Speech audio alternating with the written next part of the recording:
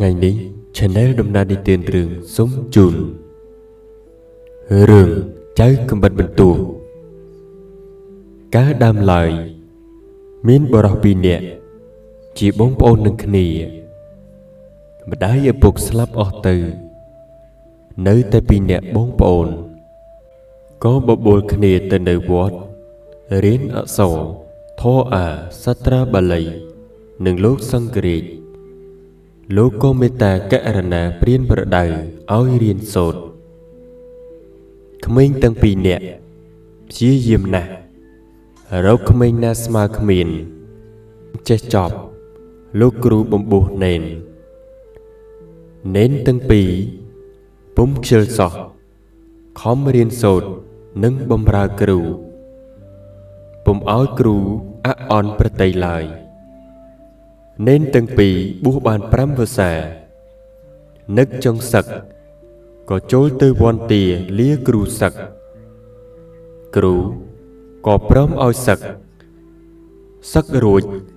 គ្រូផ្ដាំបរោះបងឲ្យទៅរកស៊ីស្រុកចិននឹងបានជាចៅសួធំក្នុងស្រុកចិនឯបរោះប្អូនគ្រូពុំបានផ្ដាំអ្វីឡើយត្បិតគ្រូមើលឲ្យឃើញថាបរោះប្អូននឹងបានសោយរាជ្យជាស្ដេចនគរ2ទើបលោកគ្រូផ្ដាំថាចៅឯងទៅរកស៊ីបើនឿយណាស់កុំដេកយកប្រពន្ធត្រូវមើលម្ដាយក្មេងចូលដំណេកកុំនិយាយនឹងប្រពន្ធបើឯងរក្សាពាក្យទាំង3ម៉ាត់នេះបានស្មើបាននគរ2អញគ្មានអ្វីឲ្យឯងទេបរោះទាំងពីរនាក់បងប្អូនក៏លាលោកគ្រូដើរទៅបរោះបងទៅរកស៊ីឯស្រុកចិនតាមពាក្យគ្រូផ្ដាំក៏បានជាចៅសួធំមែនបរោះប្អូនមិនដឹងរកស៊ីអ្វីទៅនៅនឹងបងប្អូនញាតិសន្តាន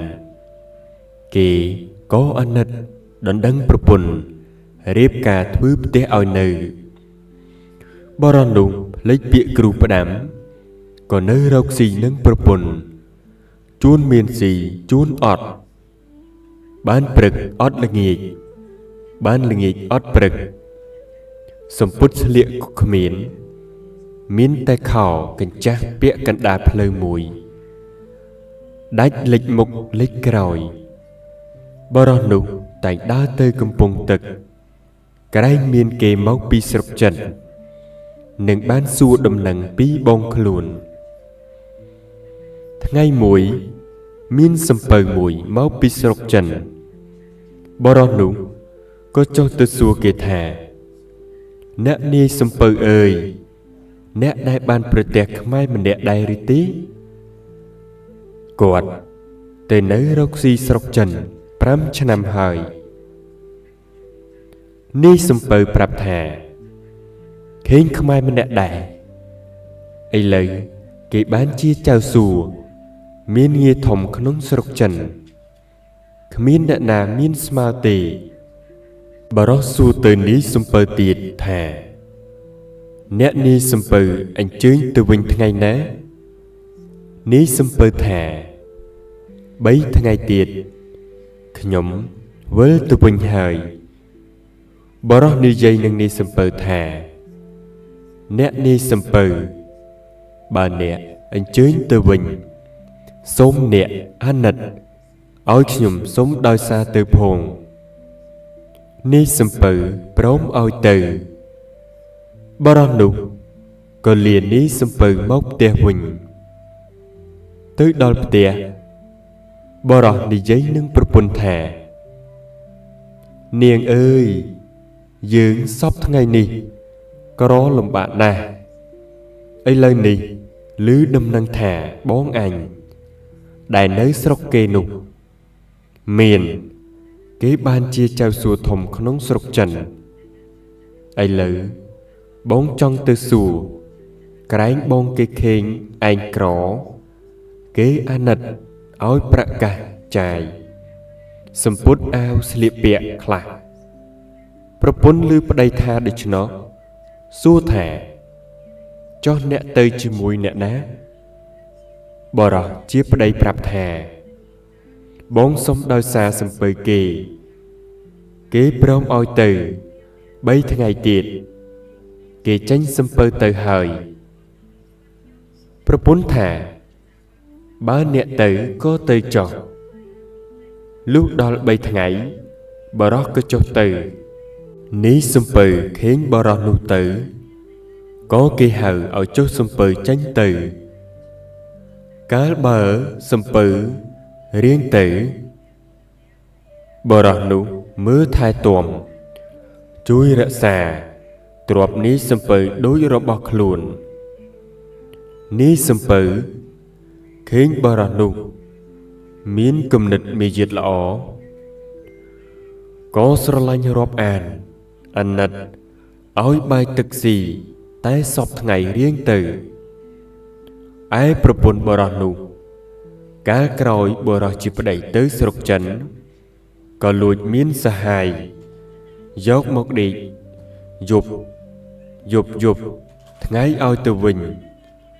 និយាយពីបរោះដែលទៅជាមួយនឹងនាយសំពៅលុះដល់ស្រុកចិនក៏សួរនាយសំពៅថាវិលទៅស្រុកខ្មែរវិញថ្ងៃណាប្រាប់ខ្ញុំផងនាយសំពៅប្រាប់ថា3ថ្ងៃទៀតនឹងចេញទៅបរោះឮដូច្នេះក៏ទៅសួររកបងទៅដល់មាត់ទ្វារផ្ទះបងឃើញមនុស្សចាំទ្វារសួរគេថានេះហើយឬផ្ទះលោកចៅសួរខ្មែរអ្នកចាំទ្វារប្រាប់ថានេះហើយផ្ទះចៅសួរអ្នកចាំទ្វារសួរបរោះវិញថាអ្នកឯងមកពីណា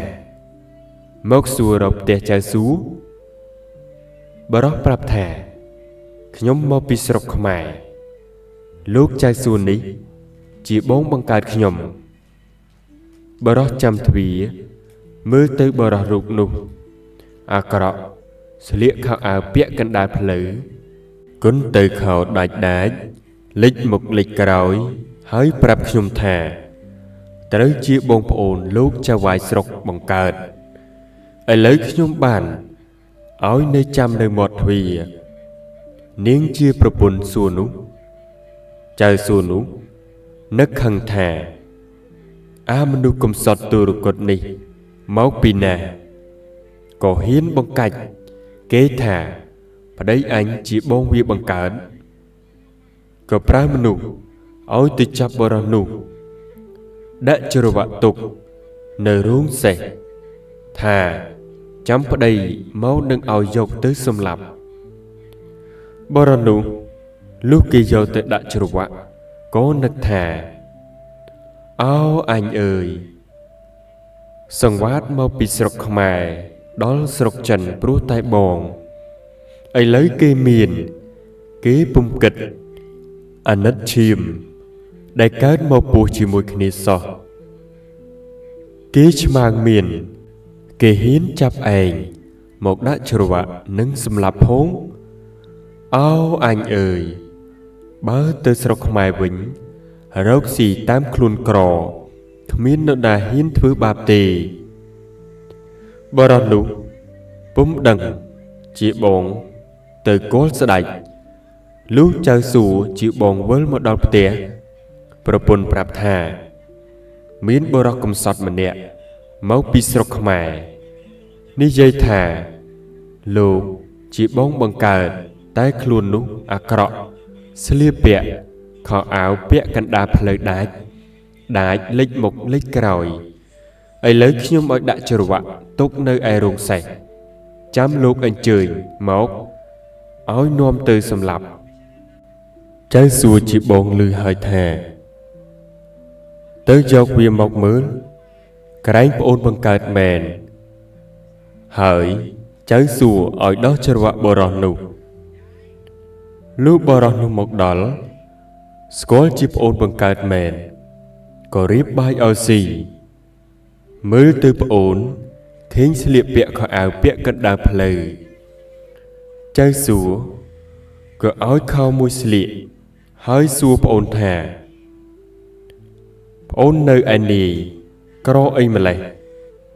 សពថ្ងៃរកស៊ីអ្វីនឹងគេ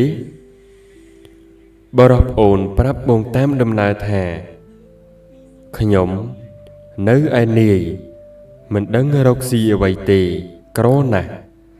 ហើយមានប្រពន្ធផងបានអីស៊ីបងឮប្អូននិយាយក៏អាណិតប្អូនមិនចេញស្ដីហើយសួរថាប្អូនមកជាមួយអ្នកណាបរោះប្អូនជម្រាបថាខ្ញុំមកនឹងនាយសំពៅគេឲ្យដោយសារមកចៅសួរបងថាចុះគេទៅវិញថ្ងៃណាបរោះប្អូនប្រាប់បងថា3ថ្ងៃទៀតគេចេញសំពៅទៅវិញចៅសួរបងដឹងដូច្នោះក៏ស្ងៀមទៅលើកបាយមកហើយបរោះជាប្អូនស៊ីជាមួយគ្នាលុះស៊ីរួចប្រាប់ប្អូនថាប្អូននៅដេកផ្ទះនេះចុះបងទៅលេងផ្ទះចិនសែចៅសួរទៅផ្ទះចិនសែឃេងក៏រៀបកៅអីថ្នាំចិនខ្សៀវទឹកតែទទួលហើយចៅសួរនិយាយនឹងចិនសែថាអ្នកចិនសែខ្ញុំមករកមើលឲ្យប្អូនខ្ញុំបន្តិចវាចេះតែក្រីក្រអីចឹងទៅឬវានឹងគ្រាន់បើនឹងគេឡើងដែរចិនសែទាញសៀវភៅរកមើលសពទៅទីថាក្អូនលោកមិនជាអ្នកក្ររហូតទេ7ឆ្នាំទៀត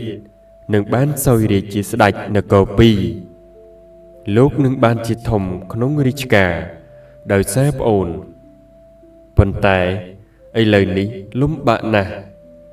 ដល់វិលទៅស្រុកខ្មែរវិញពាក់កណ្ដាលផ្លូវនឹងបានទ្រព្យតម្លៃនគរ2ជាសម្រាប់ខ្លួនតែថាឃ្លាតទៅវិញដល់កំណត់បានសោយរាជ្យនឹងបានទ្រព្យនោះមកជាសម្រាប់បុណ្យវិញទាំងអស់ចៅសួរបានដឹងដំណឹងដូចនេះហើយក៏លាចិនសែទៅផ្ទះវិញដល់3ថ្ងៃនាយសំពៅគេទុកសំពៅរៀបនឹងចេញទៅថ្ងៃនោះចៅសួរជាបងយកផាដឹមមកហែកមួយត្បូងហុចទៅឲ្យបរោះជាប្អូនក៏ទទួលយកផាដឹមមួយត្បូងលាបងចុះទៅដើរបណ្ដើគិតបណ្ដើនឹកទៅចិត្តស្ទើរមិនចង់កាន់ផាដឹមនោះសោះចេះតែនឹកទៅចិត្តថាអោបងប្អូននឹងគ្នាតាំងពីឪពុកម្ដាយស្លាប់ចោលទៅនៅកំព្រាតែបងប្អូន2នាក់កាលវេលាក្រចេះតែស្រឡាញ់រាប់អានគ្នាដល់វេលាមានទាត់គ្នាចោលឆ្មើងមានស្ទើរមិនរាប់គ្នាមាសប្រាក់ដាក់ឃ្លាំងកោគោកមិនហ៊ានយកឲ្យគ្នាមួយស្លឹងយកតែខ្មោចផាដឹមឲ្យគ្នាមួយត្បូងលុះបរោះនោះដើរទៅដល់កំពង់ក៏ឡើងលើសំពៅនាយសំពៅឲ្យកូនឈ្នួលស្រាវយុទ្ធការសាកោងសាក្តោងបើកទៅហើយនាយសំពៅសួរបរោះនោះថាអូនទៅឯលោកចៅសួរតើលោកឲ្យអ្វីខ្លះបរោះប្រាប់នាយសំពៅថាគ្មានឲ្យអ្វីទេឲ្យតែផាដឹមមួយត្បូងនិងខោមួយនាយសំពៅបានដឹងហើយក៏នៅស្ងៀមលុះបើកសំពៅទៅដល់ពាក់កណ្ដាលផ្លូវយប់ងងឹតនឹងទៅពុំរួចក៏ឲ្យបោះយុទ្ធការដេកហេតុតែបុណ្យដល់បរោះក៏នឹកខេងពាក្យដែលគ្រូផ្ដាំថា nơi nát cũng đê ai lấy o nè xâm bờ ní đế o được chứ nè anh cũng oi đê có ông quỳ nơi cái bác đôn cái đầu bông hiến đê lúc đó là triệt miên dạ mùi hó một hình xâm bờ viết cho một bóng nâng xì menu hơi viết ngục mới được không xâm bờ lẽ bốc muộn từ lứa bò rò nụ có stu tử sờ quá chạp chuột hơi sài thả anh slap nâng đầy anh ấy lâu này hơi dễ lứa bò rò thả được chứ nó phát phây nè tái stu tử mình rủi thật bật bò rò nụ chạp bốc muộn chuột dễ phây cây slap có ní dây nâng bò rò đi thả nè bò rò ơi bà nè ăn nặt lên nhóm nâng tộc cồn nè chiếc sai tròn đầy đâm bóng vì anh cho năng cho anh anh sai nâng đâm bóng này bà miên bà cha mật bì nà máu prong màn ôi tếch sai tử trốn đâm bóng từ vị bà cha mật nú nâng slap bì nì on trai ai cho năng này bà khliến aha trong này hãy nâng trong bò rì phốc aha trong này với prap cho năng thả cho anh làng anh xì có cho anh làng bán bò rì phốc mình bách đam lời bò đó lưu được cho nó có thả bá được cho nó dễ anh ôi một anh sân sớm anh lề dễ có hoạch và đáp tân nụ mặc ôi bò rò bò rò nụ từ tôi dầu hỡi lấy dễ nụ từ dễ đại ho tới lùm nơi vinh lúc bật lãng bò rò ni dây prap ni xâm bờ thả nẹ ni xâm bờ giúp mình miên dễ mùi máu kịch nâng xí dương rôl khả nì công tay bàn khả nhộng cũng ấy dễ vi xì ớt từ hời bà nẹ ni xâm bờ mình chưa khả nhộng sống mưa xâm nâu dẹ đại ví sâu khả nhộng nì miếng sai tròn ảnh đòm bòn với ảnh chỉ nắng cho anh ảnh phồng ni xâm bờ lưới đôi chân nè xua thả nếu ai na ổn giọt một ỏi bồn mười phong bò rò nụ hai tệ chia menu tròn có bán rô bò từng nụ móc bằng hành ni xâm bờ khiến như rô bò từng nụ nắc thả rô bò từng nị miến đâm lầy ật đạch nị mớ ninh trầy miền lời bò rò nị miến xâm nảng ở vậy bố mà lệ bán trộm xâm bát chẳng nị ni xâm bờ nắc tiết hà bò rò nị là ngúng chọt nà anh kết bên chọt thá tục rạ xà ỏi bá xâm bờ từ đòl cốt tròn ná anh nâng bên chọt ở vía làng hỏi anh bác xâm bờ từ chọt anh nâng dâu trộm tầng ở nị ni xâm bờ kết đôi chân hỏi ni dây thả sống bồn ỏi trộm ra bỏ tầng nị mốc bông rạ xà tục thật bật bồn này khmiên hấp đạ bà róc kịch màn thả ní xâm bứ kỳ dột rạ xa tục ỏi tám trỏng mình đấng chì kì tôi chà rạch nâng khuôn lời tệp gió ra bọc bà cồn từ ní xâm bứ từng tầng ọ ní xâm bứ có bác xâm bứ từ đó trong con mùi đại miến đam vì mùi đám đốt không tực ní xâm bứ ối chập trường là vì ní chọc hỏi ní giấy nâng bờ rò thả bốn trong prap ổn ở làng bế plai là vì gì bờ rò lưỡi ní xâm bơ prá còn làng đám là vì bế plai mình đấng tha kỳ kịch tranh xâm bơ từ chào so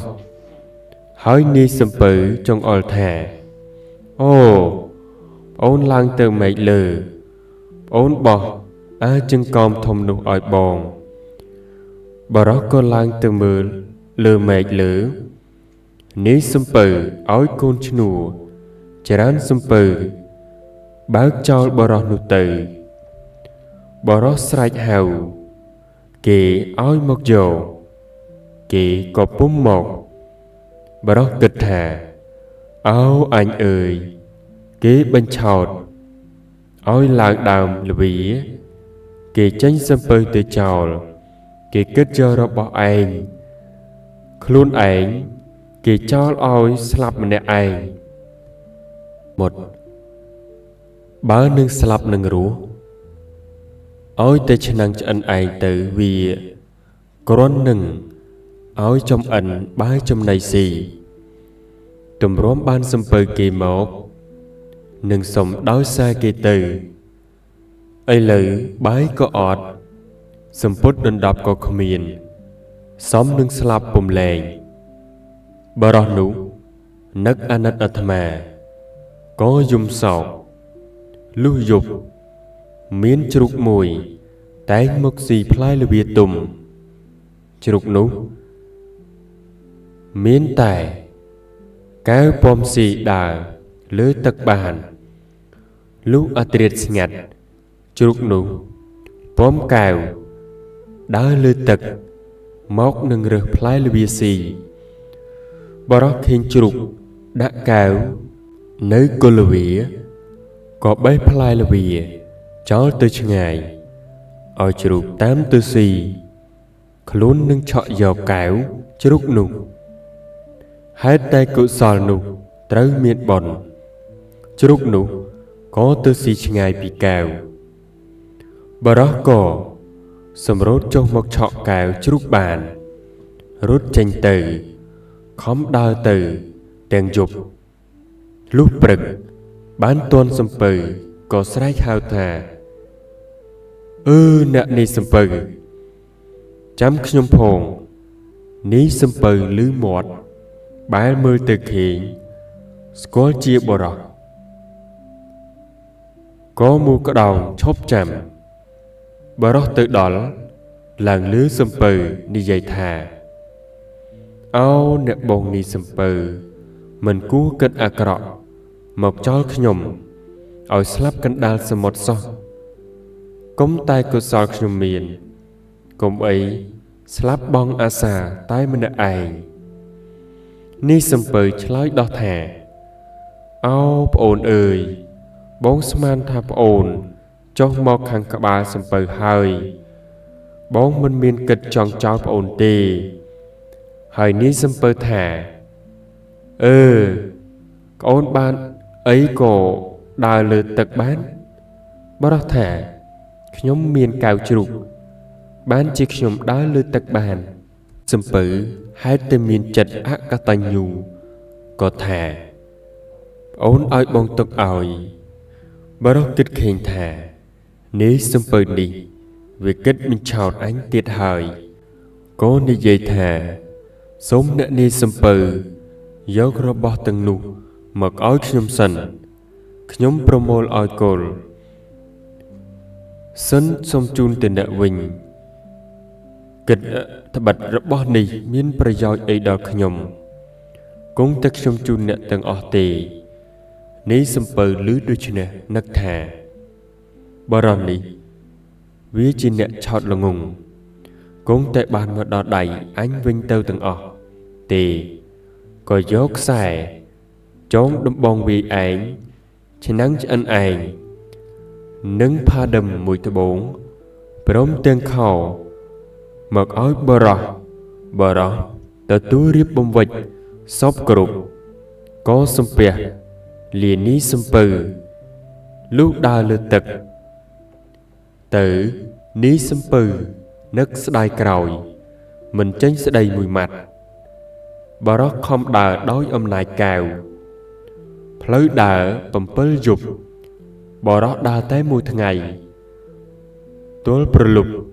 ដល់ផ្ទះលុះបរោះទៅដល់ផ្ទះក៏ស្រែកហៅប្រពន្ធថានាងអើយនាង បើកទ្វារឲ្យបងទៅផងបងមកដល់ហើយឯប្រពន្ធជាស្រីអាក្រក់ក្បត់ចិត្តប្តីកំពុងតែដេកអោបសហាយឬមាត់ប្តីហៅធ្វើជាថាអ្នកណាហៅអីប្តីអញមិននៅទេកុំមកហៅអញបារោះឮប្រពន្ធថាដូច្នោះនឹកថាប្រពន្ធចិត្តត្រង់នឹងខ្លួនក៏ឆ្លើយថាបងមកហើយនាងប្រពន្ធថាយីអ្នកទេឬខ្ញុំគិតថាមនុស្សផ្ដេសផ្ដាស់វាហៅខ្ញុំហើយមេនោះថាអ្នកចាំខ្ញុំអុជចន្លោះសិនតែវាបណ្ដោះសាហាយវាសោះបរោះក៏ជីកដីក្រប់ចិនដើកប់កែវនិងខ្សែចងដំបងវាឯងឆ្នាំងឆ្អិនឯងរួចលបដីទៅមេនោះបណ្ដោះសាហាយវារួចវាអុជចន្លោះមកទទួលប្តីឡើងទៅលើផ្ទះរៀបបាយទឹកឲ្យប្តីស៊ីរួចវានាំប្តីចូលដេកពេលដេកវានិយាយថាអ្នកទៅស្រុកចិនបានអីមកផ្ញើខ្ញុំខ្លះបរោះជាប្តីប្រាប់ប្រពន្ធថាបងគ្មានអីទេបងគេឲ្យខោមួយផាដិមមួយត្បូងមេនោះធ្វើជាស្រែកយំថាមិនមែនទេអ្នកកុហកខ្ញុំមិនដែលអ្នកណាទៅដល់បងហើយគេមានក៏នឹងឲ្យផាដិមមួយត្បូងខោមួយដូច្នេះបរោះនឹកពាក្យគ្រូផ្ដាំថាចូលដំណេកគុំនិយាយនឹងប្រពន្ធបរោះនោះក៏ថាណែហើយនាងចាំព្រឹកសិន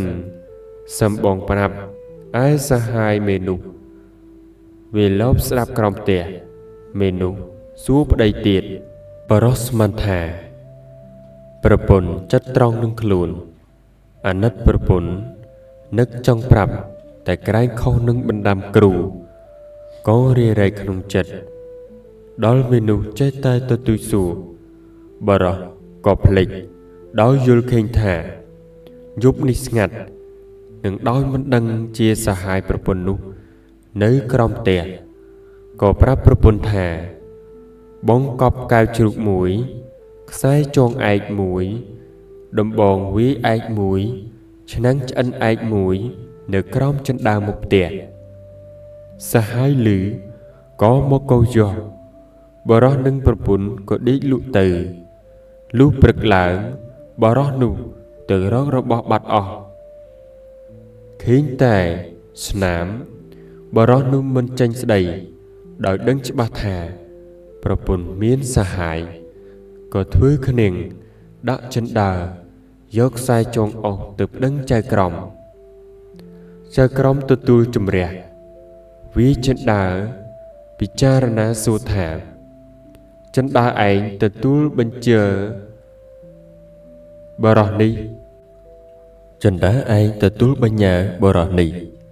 បដិចឯងឲ្យមនុស្សលួចរបស់គេអស់ចៅក្រមហេតុតែជាអ្នកឥតប្រាជ្ញាមិនយល់ការរាក់ជ្រៅអាចកំបាំងក៏បបួលគ្នាសើចនឹងបរោះស្ដីឲ្យបរោះថានាំបង្កើតក្តីថាបរោះឯងឈួតគ្មានជីដូនជីតានរណាគេក្តីនឹងចិនដាដូចចៅឯងទេចៅឯងទៅរកនរណាគេជំរះឲ្យចោះ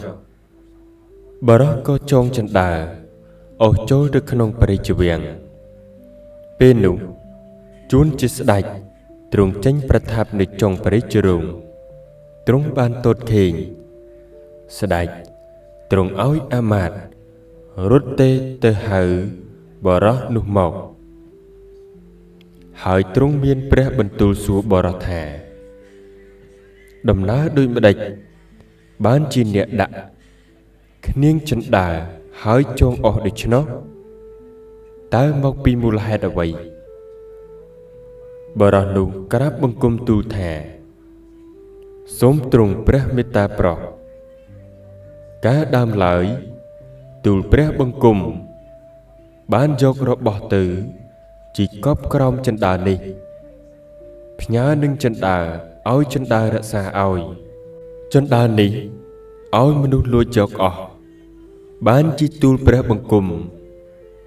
ពុំសុខចិត្តនឹងចិន្តានេះស្ដេចមានព្រះបន្ទូលសួរបរោះថារបស់អ្វីខ្លះបរោះក្រាបទូលថាខ្សែចងឯង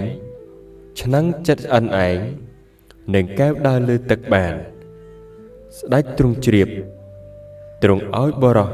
យកចិន្តានោះមកថ្វាយព្រះអង្គទ្រង់ឲ្យអាមាត្យ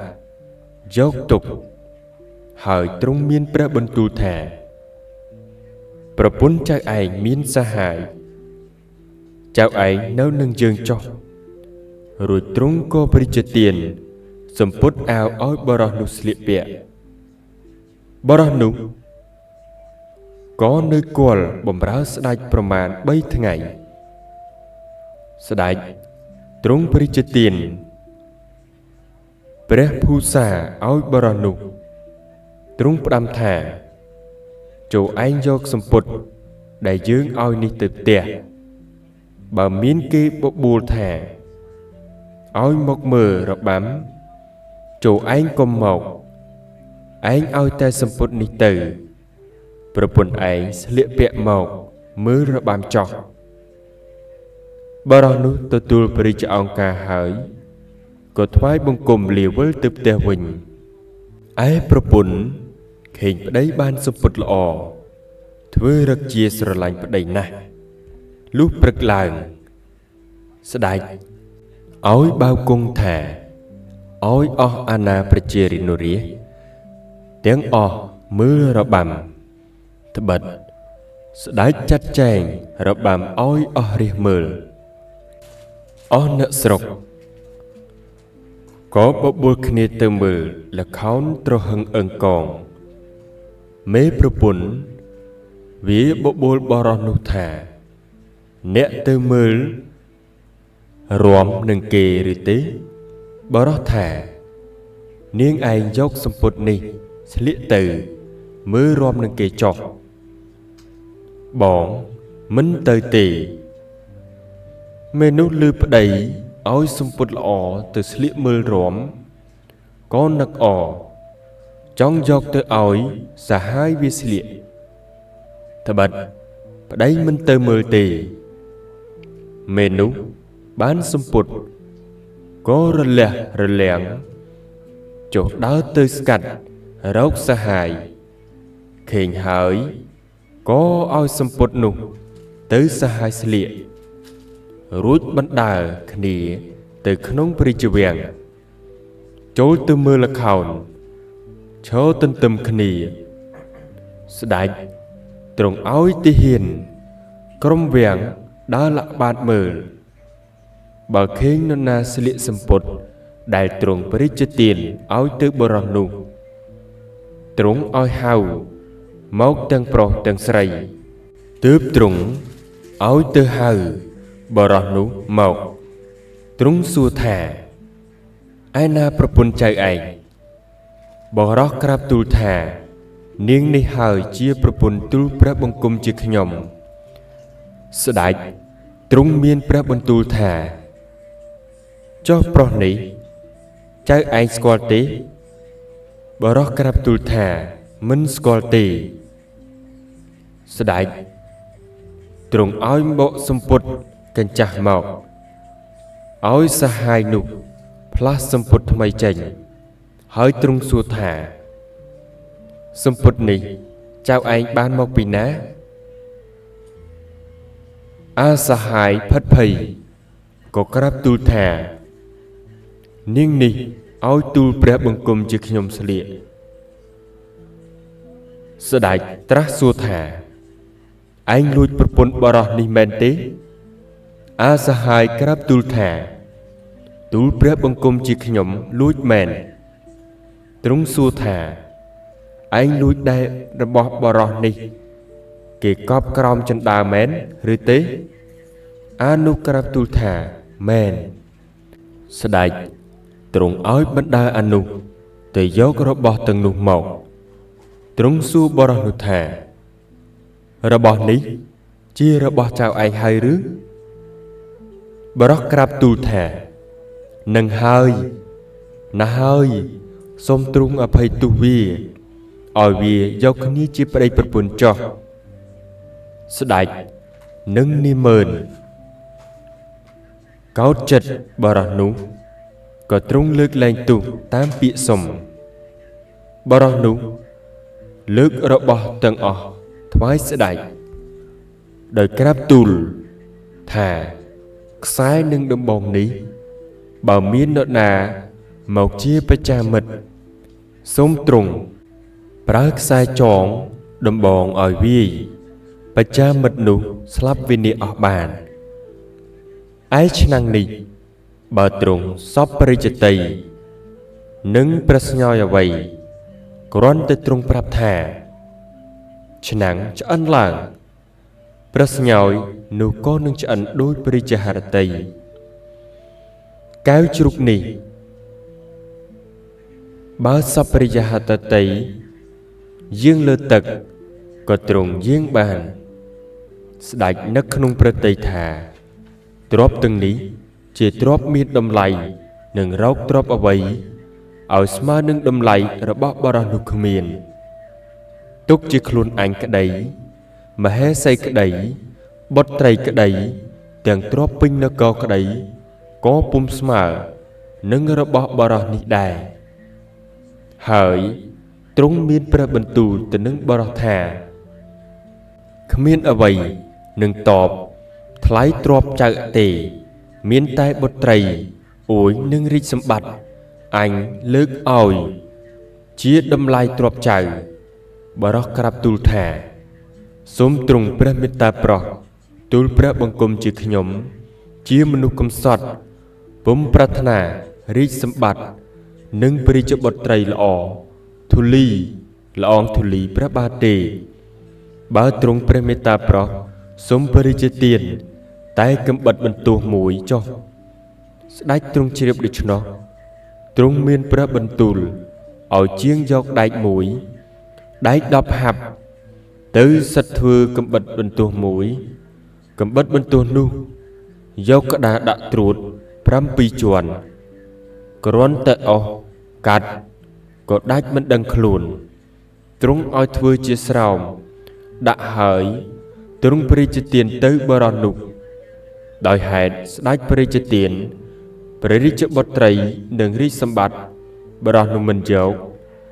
ទៅយកឯកំបិតបន្ទោះដងមួយបានជាអ្នកស្រុកគេសន្មតហៅថាចៅកំបិតបន្ទោះដងមួយតាមហេតុនោះចៅកំបិតបន្ទោះនោះដើរទៅដល់នគរមួយទៀតក៏ទៅសុំស្នាក់នៅផ្ទះមហេសីមួយមហេសីនោះមានកូនស្រីមួយគ្មានកូនប្រុសកាលបើឃើញចៅកំបិតបន្ទោះដងមួយមកសុំសំណាក់ដូច្នោះក៏មានចិត្តអាណិតស្រឡាញ់ឲ្យនៅធ្វើជាកូនចៅកំបិតបន្ទោះដងមួយតាំងពីបានមហាសេដ្ឋីធ្វើឪពុកថ្ងៃណាក៏ថែទាំរក្សាទ្រព្យរបស់ដាស់តឿនខ្ញុំកំដរឲ្យធ្វើការរកស៊ីមិនឲ្យមហាសេដ្ឋីព្រួយចិត្តឡើយមហាសេដ្ឋីក៏មានចិត្តអាណិតស្រឡាញ់ចៅកំបិតបន្ទោះដងមួយលើកូនបង្កើតជួនជាពេលនោះស្ដេចទ្រង់ចង់ពិសោធន៍រកនីម៉ឺនមានប្រាជ្ញាចេះរក្សាទឹកដីជួលទ្រង់បានទ្រង់ក៏ឲ្យរៀបទីប្រតែនក្រាលពុកប្រែព្រំដាក់ចំណីអាហារបើមន្ត្រីណាត្រូវវេនចាំវាំងឲ្យស៊ីដេករៀងទៅអស់នីម៉ឺនក៏ទៅបរិភោគចំណីនោះហើយដេកនៅទីប្រតែននោះស្ដេចទ្រង់លបចេញមកតតខេងដេកពុំភ្ញាក់ក៏ទ្រង់ឲ្យដាស់ឡើងចាប់យកទៅកាត់ចោលតែត្រូវនីម៉ឺនណាដេកវេននីម៉ឺននោះស្លាប់ដល់វេនសេដ្ឋី សេដ្ឋីក៏ឲ្យប្រពន្ធរៀបចំធ្វើបន់ខ្លួនដោយនឹកថាតែទៅដល់ដេកវេនហើយមិនដែលនរណាមួយទេអស់ប្រពន្ធកូនបងប្អូនញាតិសន្តានខ្ញុំកំដរយំត្រហឹងអើងកងសេដ្ឋីដេកសន្ធឹកសន្ធាអាហារចំណីក៏ពុំបរិភោគចៅកំបិតបន្ទោះដងមួយឮគេយំរាល់គ្នាក៏ទៅសុំសេដ្ឋីជាឪពុកថាលោកឪពុកហេតុអ្វីបានជាគេយំត្រហឹងអើងកងហើយលោកឪពុកសម្រានសន្ធឹងសន្ធាអាហារចំណីក៏មិនពិសាដូច្នេះតើមានការអ្វីសូមលោកឪពុកប្រាប់ខ្ញុំឲ្យបានដឹងផងមហាសេដ្ឋីឮចៅកំបិតបន្ទោះដងមួយសួរដូច្នោះក៏ប្រាប់កូនថាអោកូនអើយឪពុកបានជាអ្នកមកធ្វើកូនថ្ងៃណាឪពុកគ្មានទាស់ចិត្តទេឪពុកនឹកថានឹងបាននៅរក្សាអ្នកនឹងទំនប់បំរុងអ្នកឲ្យស្នងឪពុកឥឡូវឪពុកស្លាប់ល្ងាចនេះហើយត្បិតស្ដេចឲ្យទៅដេកចាំវាំងតែនាម៉ឺនណាទៅដេកមុខជាស្លាប់ពុំខានឡើយបើអត់ពីឪពុកទៅកូននៅត្រូវអ្នករក្សាម្ដាយនិងប្អូនស្រីផងឯចៅកំបិតបន្ទោះដងមួយឮឪពុកនិយាយប្រាប់ដូច្នោះក៏ជម្រាបឪពុកថាសូមលោកឪពុកក្រោកឡើងពិសាក្រយ៉ាចុះការដេកចាំវាំងលោកឪពុកកុំថប់ទុកងារឲ្យខ្ញុំសុំទៅដេកស្លាប់ជួសលោកឪពុកមហាសេដ្ឋីថាណាស់ហើយកូនខ្លួនអ្នកនៅក្មេងខ្លួនឪពុកចាស់ហើយក៏ល្មមស្លាប់ដែរចៅកំបិតបន្ទោះដងមួយជម្រាបមហាសេដ្ឋីជាឪពុកថាការទៅដេកចាំវាំងនេះបើនរណាទៅដេកមិនដឹងកលក៏ស្លាប់បើដឹងកលមិនស្លាប់ទេឯនីម៉ឺនទាំងអស់ដែលស្លាប់នោះសុទ្ធតែគ្មានដឹងកលទេមានតែខ្ញុំទើបដឹងកលស្ដេចមហាសេដ្ឋីឮចៅកំបិតបន្ទោះនិយាយដូច្នោះក៏ក្រោកឡើងបរិភោគបាយងូតទឹកលុះដល់ល្ងាចចៅកំបិតបន្ទោះដងមួយក៏កាន់កំបិតបន្ទោះចុះដើរទៅលុះដល់វាំងអស់ពួកព្រះក្រាលប្រគល់របស់ដែលរៀបបំរុងនោះឲ្យចៅកំបិតបន្ទោះដងមួយចៅកំបិតបន្ទោះដងមួយនឹកថាអោស្ដេចនេះទ្រង់សពព្រះតីរើសរកនិមឺនមានគំនិតល្អអាចរក្សាទឹកដីបានជាទ្រង់ពិសោធន៍យ៉ាងនេះចៅកំបិតបន្ទោះដងមួយពុំដេកសោះថយទៅអង្គុយចម្ងាយពីព្យាមុខពីទីនោះលុះអត្រិតស្ងាត់ស្ដេចខ្លែងព្រះអង្គចេញមកចៅកំបិតបន្ទោះខេងស្គាល់ជាស្ដេចក៏សំងំពួនបំបាំងនៅសសរស្ដេចយាងមកដល់ទ្រង់ទតទៅខេងចំណីនៅដដែលក៏ទ្រង់ព្រះសន្ធិដ្ឋក្បែរសសរចៅកំបិតបន្ទោះដងមួយស្រែកថាព្រះកាប់អាចោមកពីណាមកគិតលួចទ្រព្យរបស់ស្ដេចភ្ញាក់ហើយទ្រង់រត់ទៅចៅកំបិតបន្ទោះក៏ស្ទុះរត់ដេញបណ្ដោយស្ដេចទ្រង់កិច្ចនឹងសសរចុងព្រះរាជរោងចៅកំបិតបន្ទោះធ្វើជាកាប់ផុតមិនឲ្យត្រូវតែសសរចុងព្រះរាជរោងស្ដេចទ្រង់កិច្ចសសរមួយទៅសសរមួយគ្រប់តែសសរចៅកំបិតបន្ទោះកាប់បង្ខុសពីស្ដេចឲ្យត្រូវសសរគ្រប់តែសសរចុងព្រះរាជរោងដោយមិនដឹងជាដាច់ឡើយ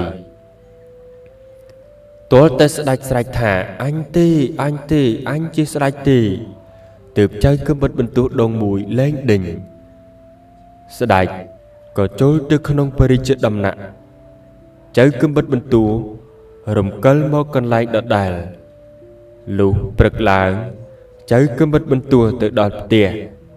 មានខ្យល់បក់មកឯក្រោយក៏រលំចុងព្រះរាជរោងទាំងអស់ស្ដេចទ្រង់សួរថាវេននរណាដេកចាំវៀងយប់មិញអាមាត្យក្រាបទូលថាត្រូវវេនមហាសេដ្ឋីស្ដេចទ្រង់ឲ្យអាមាត្យទៅសួរមហាសេដ្ឋីថាលោកអ្នកណាដេកចាំវៀងយប់មិញមហាសេដ្ឋីប្រាប់ថាកូនខ្ញុំអាមាត្យថាឥឡូវសត្រូវកាប់ចុងព្រះរាជរោងអស់រលំអស់បានជាស្ដេចទ្រង់ហៅលោកទៅមហាសេដ្ឋីឮអាមាត្យប្រាប់ដូច្នោះក៏ផិតភ័យនឹកថាអោកូនអើយសុំខ្លួនទៅដេកចាំវាំងជុះឪពុកនឹកថាឲ្យបានសេចក្តីសុខឥឡូវម្ដេចក៏ឲ្យសត្រូវចូលកាប់ចុងព្រះរាជរោងបានមហាសេដ្ឋីក៏បារម្ភខ្លួនក្រែងស្លាប់លុះដើរទៅដល់ចុងព្រះរាជរោងឃើញចុងព្រះរាជរោងរលំអស់ក៏រឹតតែផិតភ័យជាថ្មីទៀតអាមាត្យនាំមហាសេដ្ឋីទៅដល់ស្ដេចទ្រង់សួរមហាសេដ្ឋីត្រូវវេនអ្នកឬអ្នកណាយប់មិញមហាសេដ្ឋីក្រាបទូលថាត្រូវវេនទូលព្រះបង្គំជាខ្ញុំស្ដេចមានព្រះបន្ទូលថានរណាដេកចាំវៀងស្ដេចទូលថាកូនទូលព្រះបង្គំជាខ្ញុំមហាសេដ្ឋីទូលកូនទូលព្រះបង្គំជាខ្ញុំទទួលបរិជ្ជទានដំណេកចាំវៀងទ្រង់មានព្រះបន្ទូលថាមហាសេដ្ឋីអ្នកមានកូនប្រុសពីកាលណាក្រែងអ្នកមានតែកូនស្រីទេឬមហាសេដ្ឋីក្រាបទូលថាសូមទ្រង់ព្រះមេត្តាប្រោសកូនរបស់ទូលព្រះបង្គំជាខ្ញុំនេះកំព្រាមិនដឹងជាមកពីណាទូលព្រះបង្គំជាខ្ញុំខេងកំព្រាក៏សុំជាកូនត្បិតគ្មានកូនប្រុសស្ដេចមានព្រះបន្ទូលថាបើដូច្នោះឲ្យទៅហៅមកអាមាត្យក៏រត់ទៅហៅចៅកំបិតបន្ទោះដងមួយមហាសេដ្ឋីរឹតតែភ័យនឹកថាអោកូនអើយសមស្លាប់ជាមួយឪពុកថ្ងៃនេះជាប្រកបពំលែងអាមាត្យដែលទៅហៅចៅកំបិតបន្ទោះលុះទៅដល់ប្រាប់ប្រពន្ធមហាសេដ្ឋីថាអ្នកស្រីស្ដេចទ្រង់ឲ្យហៅកូនប្រុសអ្នកនាងជាប្រពន្ធមហាសេដ្ឋីថាអោអ្នកអាមាត្យអើយឥឡូវវាដេកទៅហើយព្រោះយប់មិញទៅដេកចាំវៀងអត់ងងុយទល់ព្រឹកថាអ្នកបើទុកជាអត់ងងុយយ៉ាងណាក៏ដាស់ឡើងត្បិតស្ដេចទ្រង់ហៅប្រញាប់ប្រពន្ធមហាសេដ្ឋីប្រណីកូនមិនហ៊ានដាស់បញ្ជូនកូនស្រីឲ្យទៅដាស់ថានាងឯងទៅដាស់បងឡើងឯនាងស្រីប្រកែកថាទេម៉ែខ្ញុំមិនហ៊ានទៅដាស់ទេព្រោះគាត់ទើបនឹងសម្រានអំបាញ់មិញចៅកំបិតបន្ទោះឮគេមាត់ក៏រលឹកឡើងចេញទៅក្រៅម្ដាយខេងកូនរលឹកប្រាប់កូនថាកូនស្ដេចទ្រង់ហៅកូនទៅឥឡូវរាជបំរើគេអង្គុយតែចាំចៅកំបិតបន្ទោះក៏លុបមុខសិតសក់ឆ្លុះកញ្ចក់ស្លៀកសំពត់លុះទៅជាមួយអាមាត្យទៅដល់ស្ដេចមានបន្ទូលសួរថាមើលហើយឬកូននៅឯងមហាសេដ្ឋីមហាសេដ្ឋីទូលថាសូមទ្រង់ព្រះមេត្តាប្រោសនឹងហើយកូនទូលព្រះបង្គំជាខ្ញុំស្ដេចទ្រង់សួរថានរណាដេកចាំវៀងជប់មិញចៅកំបិតបន្ទោះដងមួយក្រាបបង្គំទូលថាទូលព្រះបង្គំជាខ្ញុំទទួលបរិជ្ជទានដំណេកយប់មិញ ស្ដេចទ្រង់ព្រះសណ្ដាប់ហើយទ្រង់មានព្រះបន្ទូលទៅនឹងមហាសេដ្ឋីថាមហាសេដ្ឋីកាលដែលដាច់រលំព្រះរាជរោងអញអស់នេះអញពុំមានចិត្តខឹងទេធ្វើឡើងជាថ្មីទៀតបានតែរើសរកមនុស្សដោយកូនអ្នកនេះមិនបានទេនេះហើយទើបគេហៅមនុស្សពេញលក្ខណៈហើយទ្រង់សួរថាចៅឯងឈ្មោះអ្វីចៅកំបិតបន្ទោះដងមួយក្រាបទូលថាទូលព្រះបង្គំជាខ្ញុំឈ្មោះចៅកំបិតបន្ទោះដងមួយស្ដេចមានព្រះបន្ទូលថាចៅកំបិតបន្ទោះយប់មិញដែលឯងដេញកាប់អញនោះតើកាប់នឹងអ្វីចៅកំបិតបន្ទោះដងមួយក្រាបទូលថាទូលព្រះបង្គំកាប់នឹងកំបិតបន្ទោះដងមួយទ្រង់មានព្រះបន្ទូលថាចៅឯងយកកំបិតបន្ទោះមកមើលបើចៅឯងកាប់នឹងកំបិតបន្ទោះនោះមែនចៅកំបិតបន្ទោះមួយទូលថាសូមទ្រង់ព្រះមេត្តាប្រោសបើទ្រង់ចង់ជ្រាបថាកំបិតបន្ទោះនេះមុតឬមិនមុតទ្រង់ឲ្យយកក្តារមកដាក់កំតម្រួតគ្នា7ជាន់ទូលព្រះបង្គំគ្រាន់តែអស់ថ្វាយទោតស្ដេចពុំជឿទ្រង់បង្គាប់អាមាត្យឲ្យយកក្តារមកដាក់ត្រួតគ្នា7ជាន់ហើយទ្រង់ឲ្យចៅកំបិតបន្ទោះដងមួយយកកំបិតបន្ទោះនោះទៅអស់ដើម្បីទ្រង់ទោតចៅកំបិតបន្ទោះដងមួយក៏យកកំបិតបន្ទោះដងមួយទៅអស់កាត់ទៅតឹងរួចស្ដេចទ្រង់សួរថាដាច់ហើយឬនៅចៅកំបិតបន្ទោះដងមួយក្រាបទូលថាដាច់ហើយស្ដេចមានព្រះបន្ទូលថាបើដាច់ហើយម្ដេចក៏គ្មានស្នាមចៅកំបិតបន្ទោះដងមួយក្រាបទូលទៀតថាសូមទ្រង់ព្រះមេត្តាប្រោសបើទ្រង់ពុំជឿឲ្យមនុស្សទាញចុងដើមមើលទើបទ្រង់ជ្រាបថាដាច់ឬមិនដាច់ស្ដេចលើចៅកំបិតបន្ទោះដងមួយក្រាបទូលដូច្នោះ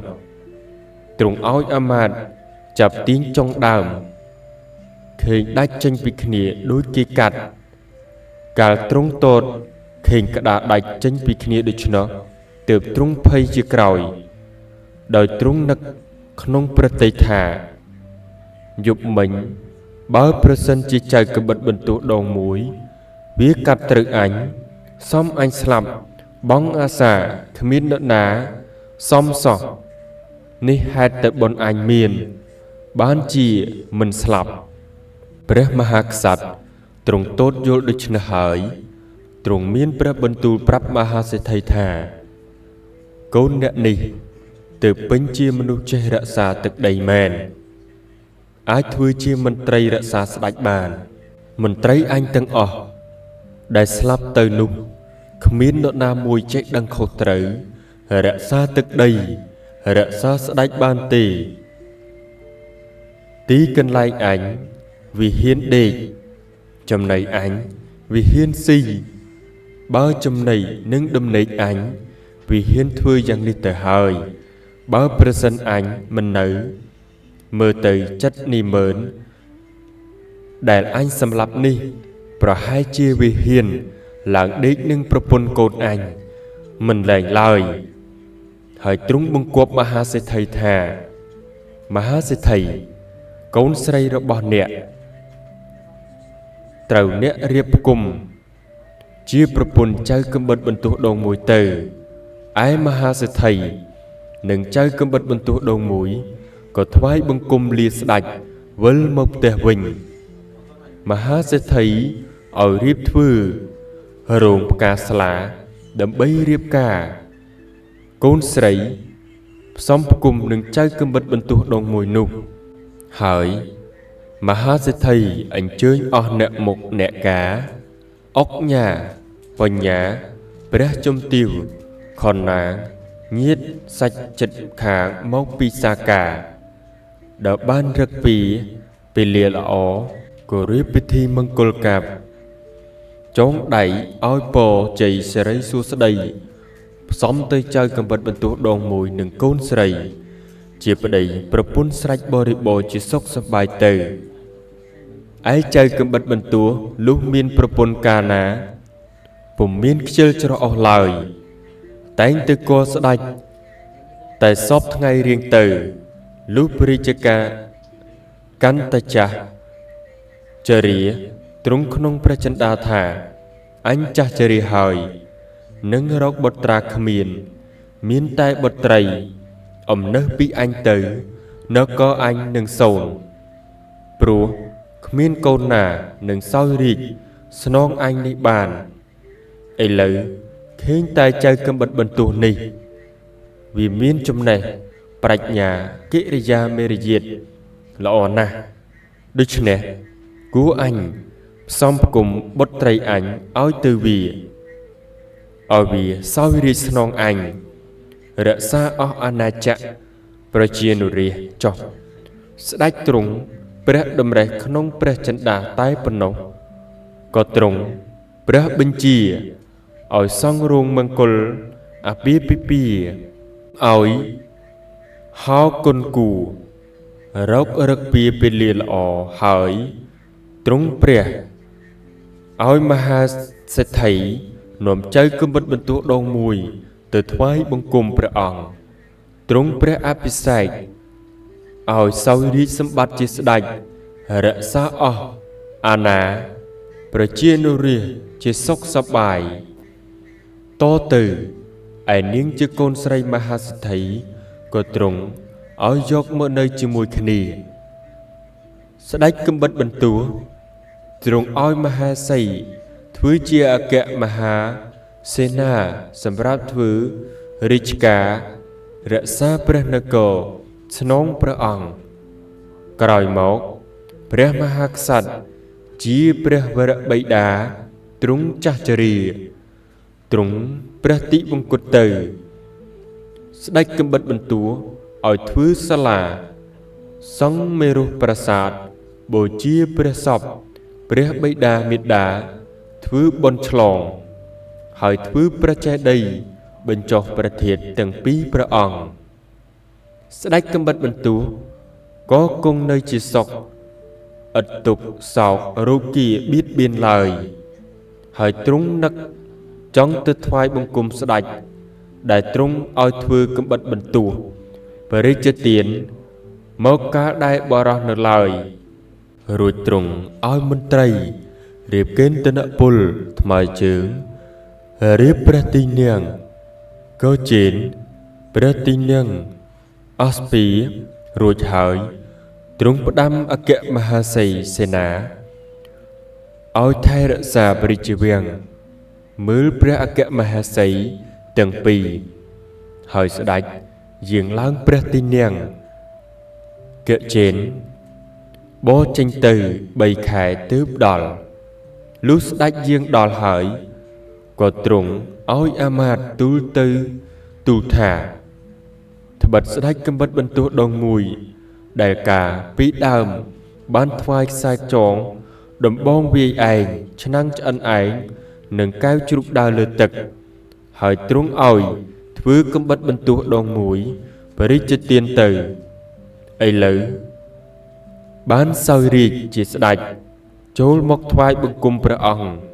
អាមាត្យទទួលព្រះបណ្ដាំក៏ថ្វាយបង្គំទូលស្ដេចនោះតាមព្រះរាជបញ្ជាស្ដេចនោះទ្រង់ជ្រាបក៏ទ្រង់រៀបទទួលយ៉ាងមហោឧឡារិកអាមាត្យវិលទទួលស្ដេចកំបិតបន្ទោះវិញថាស្ដេចម្ចាស់នគរសូមព្រះអង្គស្ដេចយាងចូលទៅជាឆាប់ត្បិតទ្រង់រលឹកណាស់ឯស្ដេចកំបិតបន្ទោះក៏ទ្រង់ឲ្យពុរេហពលសកលយោធាដង្ហែព្រះអង្គយាងចូលទៅស្ដេចម្ចាស់នគរទៅស្ដេចកំបិតបន្ទោះទូតទៅស្ដេចកំបិតបន្ទោះឃើញប្លែកណាស់ស្ទើរពុំស្គាល់ក៏ទ្រង់ចុះចុងព្រះរាជរោងមកទទួលចាប់ព្រះហស្ថនាំឡើងទៅហើយ ទ្រង់រៀបជប់លៀងអស់ពួកពលនេមើនសមុខមន្ត្រីឲ្យស៊ីផឹកសប្បាយហើយស្ដេចម្ចាស់នគរទ្រង់គិតក្នុងប្រតិថាខ្លួនឯងចាស់ហើយគ្មានបុត្រានឹងសោយរាជស្នងឥឡូវចៅកាំបិតបន្ទោះនេះមានបុណ្យណាស់បានសោយរាជជាស្ដេចអញមានបុត្រីមួយនេះមិនដឹងឲ្យទៅណ៎ណាទ្រង់ព្រះតម្រេះដូច្នេះហើយទ្រង់ក៏ឲ្យរៀបមង្គលអាពាហ៍ពិពាហ៍ផ្សំគុំព្រះរាជបុត្រីនិងស្ដេចកាំបិតបន្ទោះនោះអភិសេកឲ្យសោយរាជជាស្ដេចទៅឯខ្សែជងដំបងវីឆ្នាំងឆ្អិនឯងកែវជ្រូកស្ដេចព្រះបិតាលើកព្រះរាជទានឲ្យព្រះរាជបុត្រទាំងអស់ស្ដេចកាំបិតបន្ទោះលុះបានសោយរាជនគរពីរហើយនឹកដល់បងនៅស្រុកចិនក៏ទ្រង់ប្រើឲ្យទៅយកពីស្រុកចិនមកឲ្យធ្វើអគ្គមហាសេនាបតីស្ដីការរាជការជាធំក្នុងនគរហើយស្ដេចកាំបិតបន្ទោះថ្វាយបង្គំលាព្រះមេត្តាបិតាផ្ដាំបងឲ្យមើលកាលរាជការរក្សាវាំងហើយស្ដេចយាងវិលទៅនគរដើមវិញតែងយាងទៅយាងមកទូតការខុសត្រូវថែរក្សាអស់អាណាប្រជានុរាស្ត្រជាសុខសប្បាយតរៀងទៅនឿយណាស់កុំដេកយកប្រពន្ធឲ្យមើលម្ដាយក្មេងដេកយប់កុំនិយាយនឹងស្រី